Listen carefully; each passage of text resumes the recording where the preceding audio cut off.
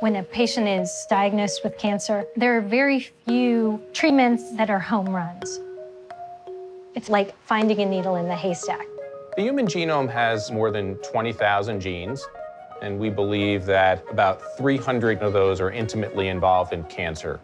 With genomic sequencing, we can look for the true Achilles heel of a cancer to identify treatment options, allowing the doctor to plan treatment not like a fire drill, but more like a chess game.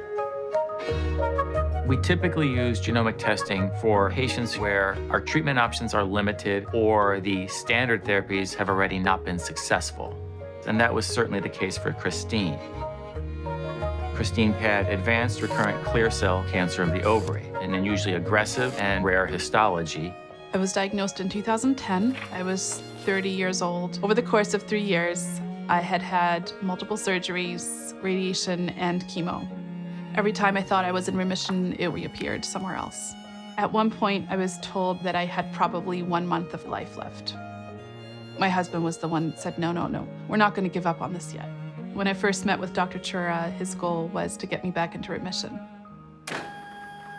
Clear cell ovarian cancers are a rare histology, and we often don't know what the best treatment is, especially in the recurrent setting.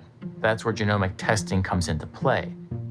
At Foundation Medicine, we sequence over 300 genes simultaneously from a patient's tumor sample. We have spent a lot of time developing a process that we have extensively validated to make the results as accurate as scientifically possible.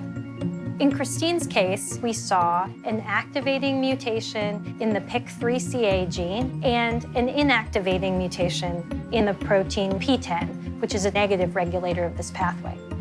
Just identifying the gene mutations isn't enough. We're able to contextualize the mutations that we found within the most extensive database of molecular information that's out there. We compare around 160,000 patients, of which about 20 had a combination of mutations that were extremely similar to Christine's case. We can then put this information into the context of the medical literature to identify additional therapy options. Christine's Foundation 1 report allowed us to identify an alternative treatment for Christine not found on the NCCN guidelines. We elected to go with an mTOR inhibitor, a drug much more commonly used for renal cell carcinoma. Within 3 months, I received a report that was clear. On her mTOR inhibitor, Christine has had over 3.5 years of progression-free survival with minimal side effects and an excellent quality of life.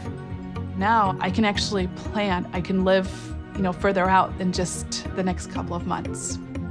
With ovarian cancer, typically each remission gets successively shorter and shorter. We've actually changed the natural history of her disease. That's remarkable.